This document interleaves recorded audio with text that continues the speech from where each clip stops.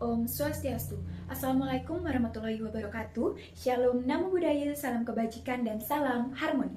Perkenalkan, nama saya Nilutri Apsari Wardani dengan NIM 24110311020, kelas 4A PGSD. Pada kesempatan kali ini, saya akan memaparkan hasil penyusunan skenario pembelajaran PPKN SD kelas 4 dengan materi makna sila pertama Pancasila dalam kehidupan sehari-hari. Sebelum saya membahas skenario pembelajaran lebih dalam, adapun rasional atau latar belakang dari skenario pembelajaran yang saya buat. Nah, pendidikan merupakan proses yang sangat penting dalam membentuk manusia yang tidak hanya sekedar cerdas secara akademik saja, tetapi juga memiliki karakter dan sikap yang baik dalam kehidupan bermasyarakat, berbangsa, dan juga bernegara. Salah satu mata pembelajaran yang memiliki peran penting dalam pembentukan karakter tersebut adalah pendidikan Pancasila dan kewarganegaraan atau yang sering kita sebut yaitu PPKN. Nah, melalui pembelajaran PPKN ini, siswa tidak hanya belajar tentang negara, hak dan kewajiban, tetapi juga belajar menanamkan nilai-nilai moral seperti kejujuran, tanggung jawab, sikap disiplin, toleransi, serta sikap yang saling menghargai satu sama lain. Oleh karena itu, pembelajaran PPKN di sekolah dasar ini sangat penting diberikan sejak dini. Karena pada masa anak-anak merupakan periode utama dalam pembentukan kepribadian siswa. Namun, dalam kenyataannya masih banyak sekali peserta didik yang saya temukan belum mampu menerapkan nilai-nilai Pancasila dalam kehidupan mereka sehari-hari. Misalnya, masih ada siswa yang mengejek temannya karena berbeda, tidak mau bekerja sama dengan teman yang berbeda, mengganggu temannya saat beribadah, dan kurang menghargai adanya perbedaan di kelas. Hal ini menunjukkan bahwa pembelajaran PPKN belum sepenuhnya bermakna dan kontekstual. Salah satu materi penting dalam PPKN kelas 4 adalah tentang makna sila pertama Pancasila, yaitu ketuhanan Yang Maha Esa. Pada sila ini, tidak hanya menekankan keimanan kepada Tuhan saja, tetapi juga mengandung nilai toleransi, saling menghormati antar umat beragama, serta hidup rukun dalam keberagaman. Nilai-nilai tersebut sangat penting ditanamkan kepada siswa sekolah dasar mengingat mereka hidup dalam lingkungan yang beragam. Dengan memahami sila pertama, ini diharapkan siswa mampu menghormati teman yang berbeda agama, tidak mengganggu saat beribadah, serta menjaga kerukunan di lingkungan sekolah maupun masyarakat. Nah, untuk mencapai tujuan tersebut, diperlukan pendekatan pembelajaran yang tepat. Guru diharapkan tidak hanya menggunakan metode ceramah saja kepada siswa, tetapi juga perlu melibatkan siswa secara aktif dalam proses pembelajaran.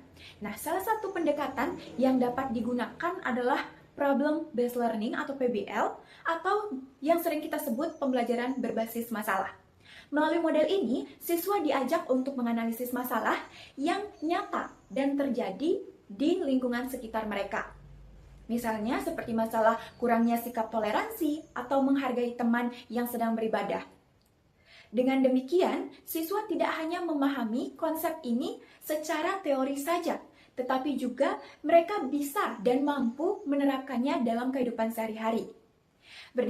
Berdasarkan hal tersebut, saya menyusun skenario pembelajaran PPKN kelas 4 dengan menggunakan model Problem Based Learning agar pembelajaran menjadi lebih bermakna dan juga mampu menanamkan nilai-nilai moral serta karakter pada peserta didik. Nah, ini merupakan bagian informasi umum dari skenario pembelajaran yang saya susun. Pada bagian identitas berisi penyusun, di mana penyusunnya di sini adalah saya sendiri, yaitu Nilutri Apsari Wardani. Skenario ini disusun untuk jenjang sekolah dasar pada tahun pelajaran 2025-2026. Adapun sasaran pembelajaran ini adalah peserta didik kelas 4, tepatnya pada fase B semester 1, dengan mata pelajaran pendidikan Pancasila dan kewarganegaraan atau PPKN. Materi pokok yang dibahas dalam pembelajaran ini adalah makna sila pertama Pancasila, yaitu ketuhanan Yang Maha Esa.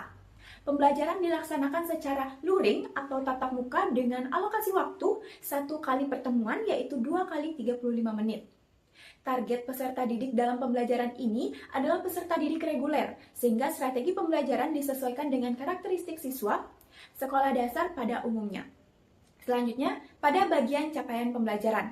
Di akhir fase B, peserta didik diharapkan untuk mampu memahami nilai-nilai Pancasila, menunjukkan perilaku yang sesuai dengan sila-sila Pancasila, melaksanakan hak dan kewajiban secara sederhana, dan mampu hidup rukun dalam keberagaman di lingkungan rumah, sekolah, dan juga masyarakat. Nah, secara lebih spesifik dalam pembelajaran ini, peserta didik dapat memahami makna sila pertama Pancasila dan mampu menerapkannya dalam kehidupan sehari-hari, seperti menghormati teman yang berbeda agama dan menjaga sikap toleransi. Jadi, dapat kita ketahui bahwa bagian informasi umum ini memberikan gambaran tentang siapa sasaran pembelajaran, apa materi yang akan diajarkan, serta tujuan yang ingin dicapai dalam proses pembelajaran. Selanjutnya, pada bagian kompetensi yang ingin dikembangkan dalam pembelajaran ini. Pada pembelajaran ini, terdapat 3 ranah kompetensi utama yang dikembangkan, yaitu sikap, pengetahuan, dan keterampilan. Yang pertama, ranah sikap atau afektif. Dalam ranah ini, peserta didik diharapkan mampu menunjukkan perilaku yang mencerminkan nilai-nilai sila pertama Pancasila. Contohnya, siswa dibiasakan untuk berdoa sebelum dan sesudah belajar sebagai bentuk keimanan kepada Tuhan Yang Maha Esa. Selain itu, peserta didik juga diharapkan mampu menghormati teman yang berbeda agama, menunjukkan sikap toleransi, bekerja sama dalam kelompok, dan juga bersikap santun saat berdiskusi. Hal ini penting karena pembelajaran tidak hanya menekankan pada pengetahuan saja, tetapi juga pembentukan karakter siswa. Yang kedua, ranah pengetahuan atau kognitif. Pada bagian ini, peserta didik diharapkan mampu memahami materi secara konsep. Adapun kemampuan yang ingin dicapai yaitu menjelaskan bunyi sila pertama Pancasila, menjelaskan makna dari sila pertama tersebut, serta menyebutkan contoh perilaku yang sesuai dengan sila pertama dalam kehidupan sehari-hari. Nah, dengan demikian, siswa tidak hanya menghafal saja, tetapi juga memahami apa sih makna dari sila pertama tersebut. Yang ketiga, yaitu ranah keterampilan atau psikomotor. Dalam ranah ini, peserta didik dilatih untuk aktif dan terampil dalam pembelajaran. Peserta didik diharapkan mampu berdiskusi untuk memecahkan masalah, menyampaikan pendapat dengan baik, serta mempresentasikan hasil kerja kelompok. Keterampilan ini sangat penting untuk melatih keberanian, kemampuan berkomunikasi, dan juga kerjasama antar siswa. Jadi, ketiga ranah kompetensi ini saling melengkapi sehingga pembelajaran tidak hanya berfokus pada pengetahuan saja, tetapi juga sikap dan keterampilan peserta didik secara menyeluruh. Nah, selanjutnya itu bagian sarana dan prasarana serta media dan sumber pembelajaran yang digunakan dalam skenario ini. Yang pertama, pada bagian sarana dan prasarana. Dalam pembelajaran ini, sarana yang digunakan seperti ruang kelas sebagai tempat berlangsungnya pembelajaran, LCD atau proyektor untuk menampilkan materi, media buku digital interaktif atau flipbook, serta lembar kerja peserta didik sebagai panduan aktivitas siswa. Penggunaan media digital seperti flipbook ini bertujuan agar pembelajaran menjadi lebih menarik dan juga interaktif bagi siswa. Selanjutnya, pada bagian media dan sumber pembelajaran. Media yang digunakan adalah media flipbook pembelajaran yang membantu siswa untuk memahami materi secara visual dan lebih mudah untuk dipahami. Adapun sumber belajar yang digunakan meliputi buku Bahasa Indonesia kelas 2, Kurikulum Merdeka, Kamus Besar Bahasa Indonesia atau KBBI, serta lingkungan sekitar peserta didik sebagai sumber belajar kontekstual. Dengan memanfaatkan lingkungan sekitar, siswa dapat lebih mudah mengaitkan materi dengan kehidupan mereka sehari-hari. Nah, selanjutnya pada bagian model, pendekatan, dan metode pembelajaran. Model yang digunakan dalam skenario ini adalah model Problem Based Learning atau PBL, yaitu model pembelajaran yang menggunakan masalah nyata sebagai awal pembelajaran. Melalui metode ini, siswa dilatih untuk berpikir kritis, berdiskusi, dan mencari solusi secara bersama-sama. Pendekatan yang digunakan pada skenario ini adalah pendekatan saintifik, yang menekankan pada proses mengamati, menanya, mencoba, menalar, dan mengomunikasikan, serta pendekatan kontekstual atau CTL yang mengaitkan materi dengan kehidupan nyata siswa. Sedangkan metode pembelajaran yang digunakan yaitu metode ceramah, tanya jawab, diskusi, bermain peran, dan juga permainan edukatif.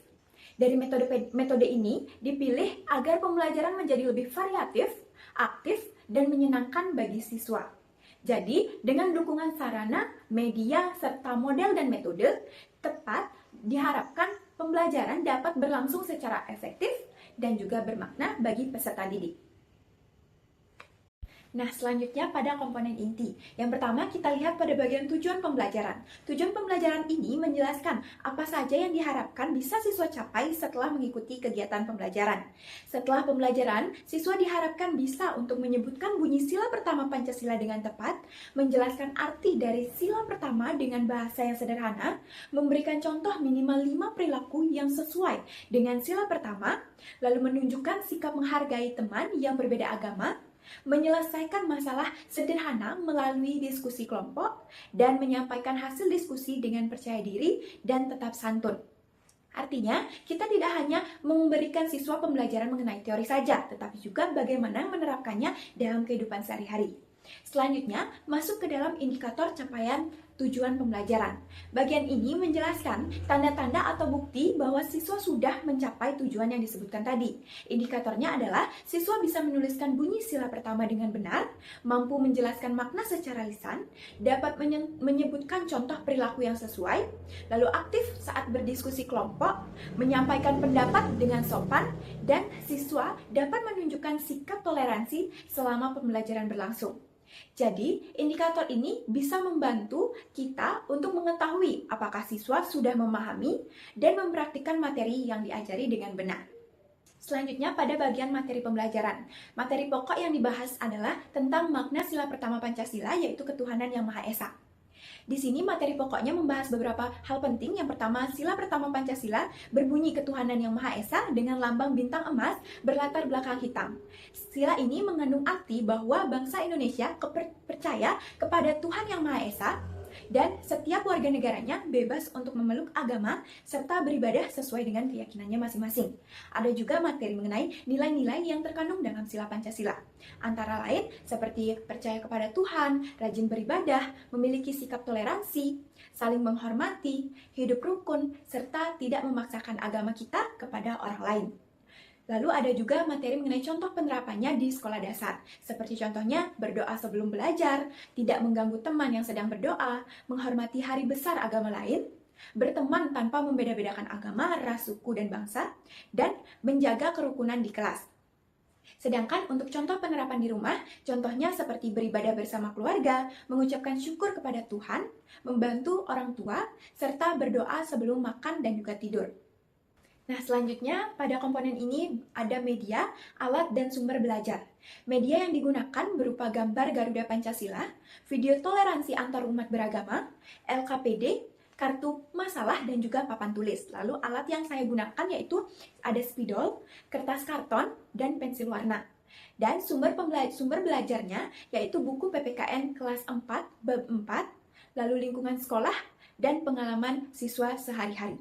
Pada bagian komponen inti selanjutnya membahas tentang kegiatan pembelajaran, yaitu langkah-langkah dari awal hingga akhir penilaian. Pada tahap pertama, yaitu kegiatan pendahuluan, dengan alokasi waktu sekitar 10 menit. Nah, pada tahap ini, kegiatan diawali oleh guru dengan memberikan salam, kemudian mengajak siswanya untuk berdoa bersama. Setelah itu, guru mengecek kehadiran siswa dan menanyakan bagaimana kabar untuk menciptakan suasana yang nyaman di kelas. Selanjutnya, guru melakukan apersepsi dengan mengajukan pertanyaan-pertanyaan sederhana, seperti contohnya, siapa ya yang tadi pagi berdoa sebelum berangkat sekolah? Lalu pertanyaan lainnya, anak-anak tahu tidak mengapa kita harus menghormati teman yang berbeda agama?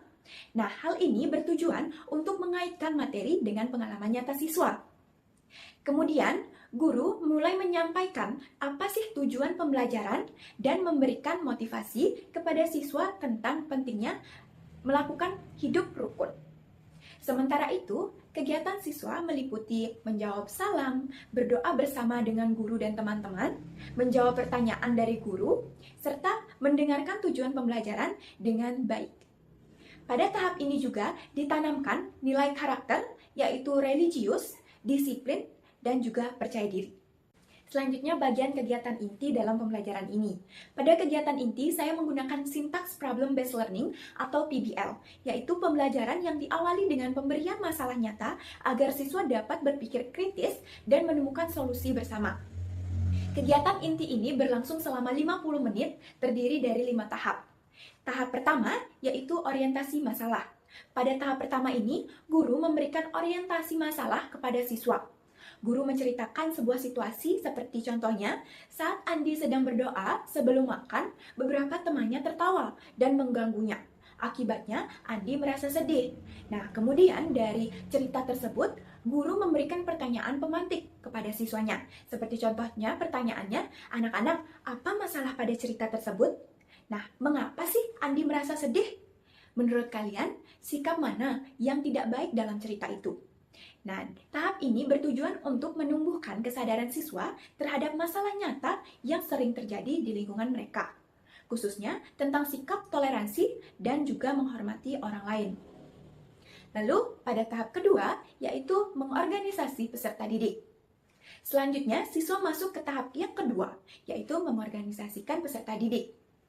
Pada tahap ini, guru membagi siswa menjadi beberapa kelompok yang terdiri dari beberapa siswa, di mana setiap kelompoknya diberikan LKPD sebagai bahan diskusi untuk didiskusikan dengan kelompoknya. Guru menjelaskan bahwa setiap kelompok harus bekerja sama untuk menjawab pertanyaan yang ada pada LKPD.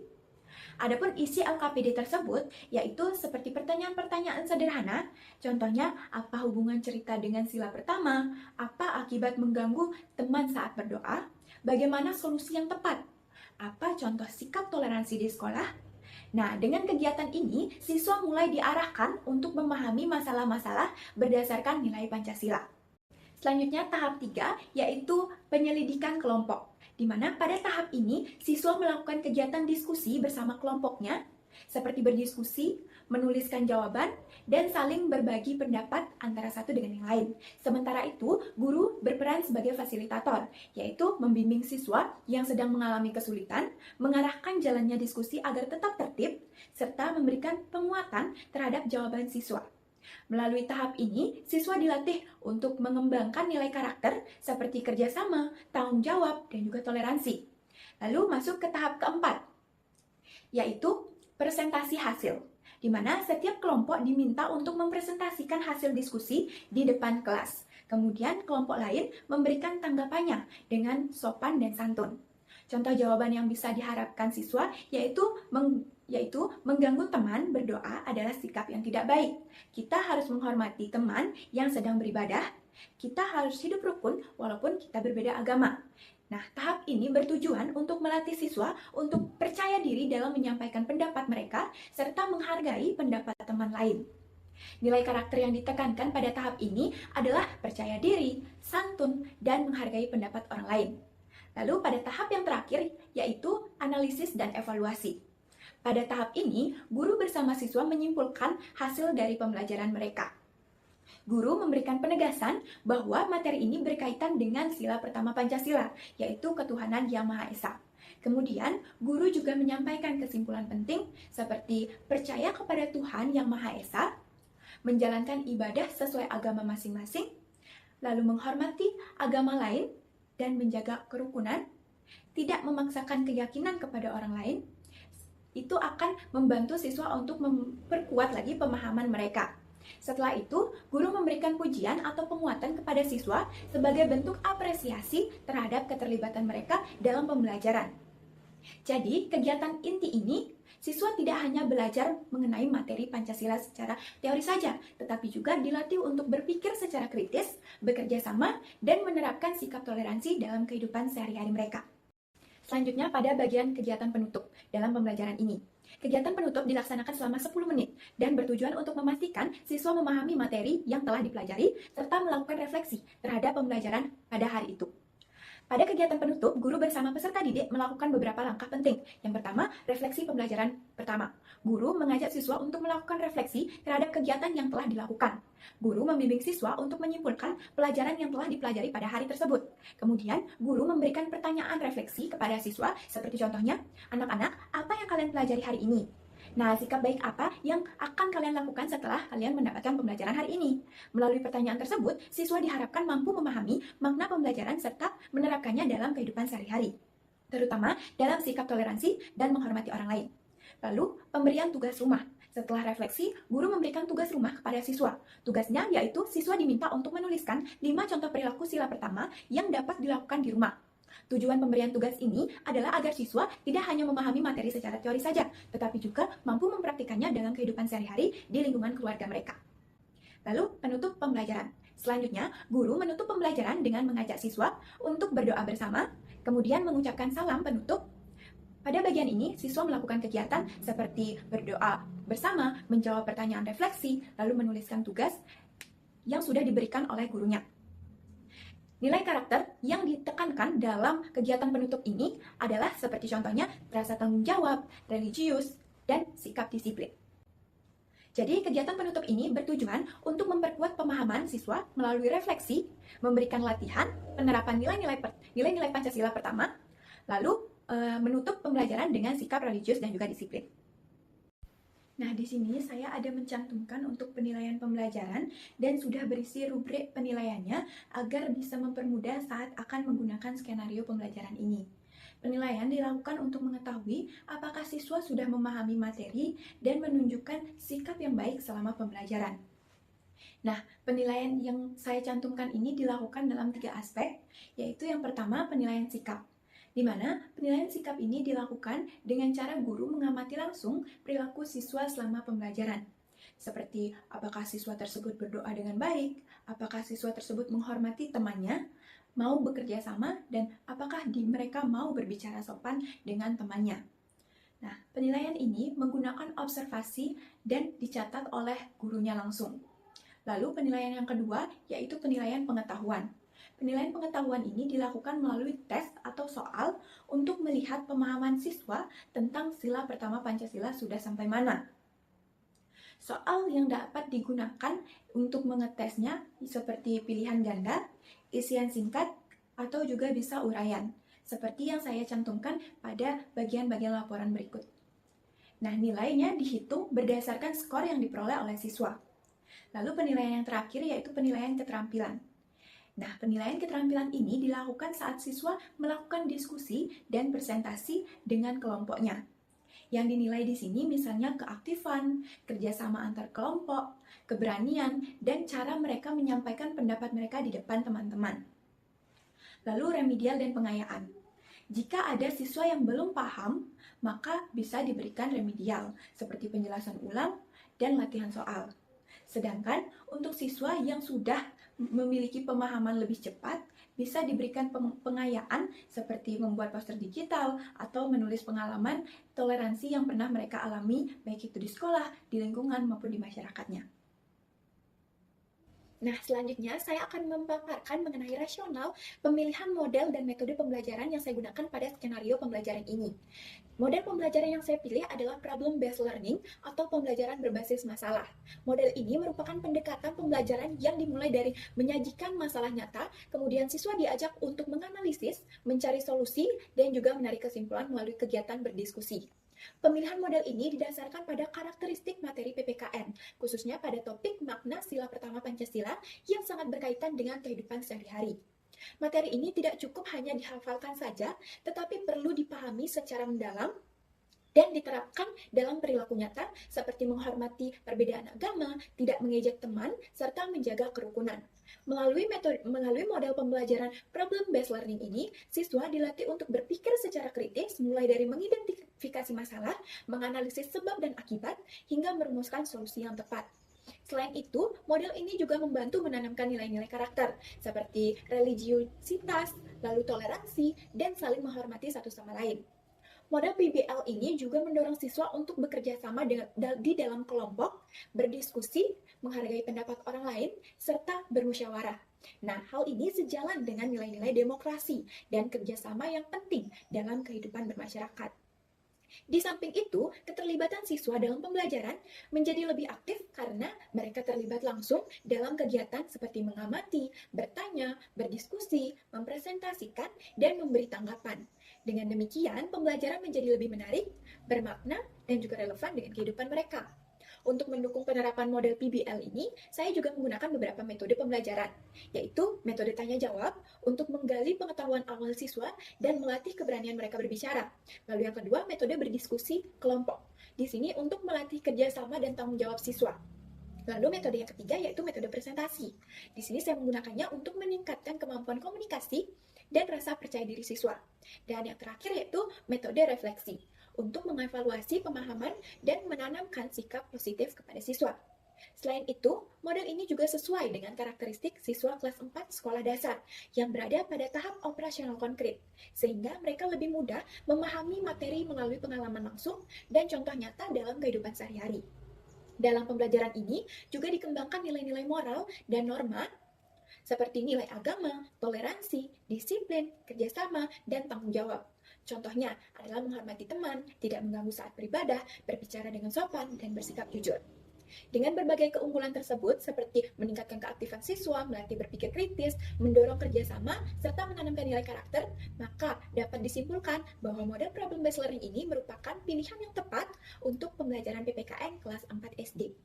Model ini mampu mengembangkan pengetahuan, keterampilan, dan sikap siswa secara seimbang, serta mendorong mereka untuk menerapkan nilai-nilai Pancasila dalam kehidupan sehari-hari.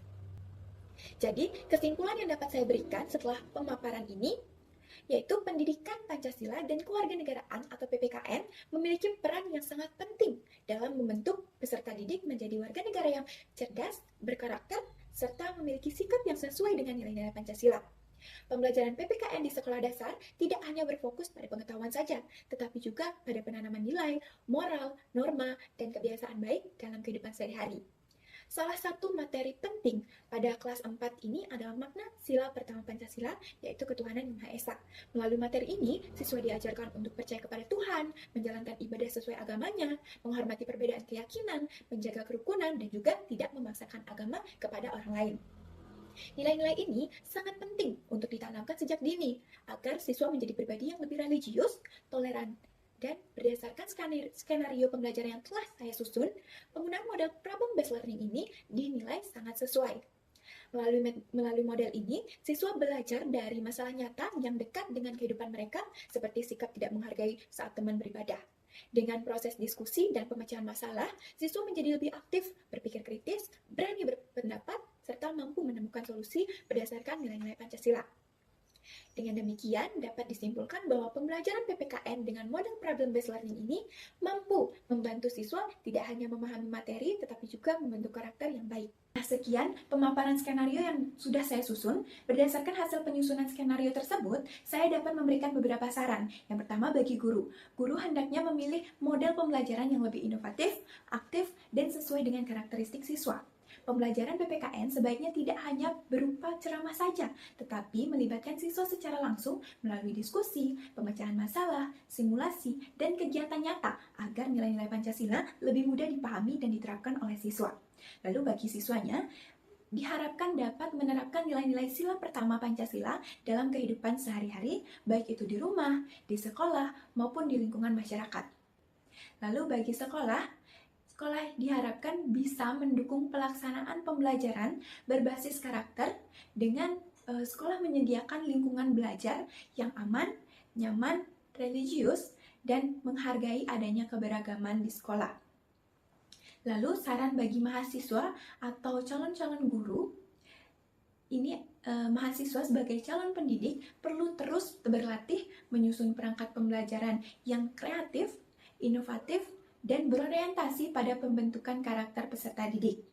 Selain itu, mahasiswa juga perlu memahami bahwa tugas guru bukan hanya sekadar mengajar saja, tetapi juga mendidik dan menjadi teladan bagi siswanya. Nah, sekian pemaparan dari skenario pembelajaran yang telah saya susun. Sebelumnya saya memohon maaf jika selama pemaparan ada kesalahan kata yang saya lakukan. Saya ucapkan terima kasih dan saya tutup dengan para mesanti. Om Santi, Santi, Santi Om. Wassalamualaikum warahmatullahi wabarakatuh. Shalom, namo buddhaya, salam kebajikan untuk kita semua, dan salam harmoni.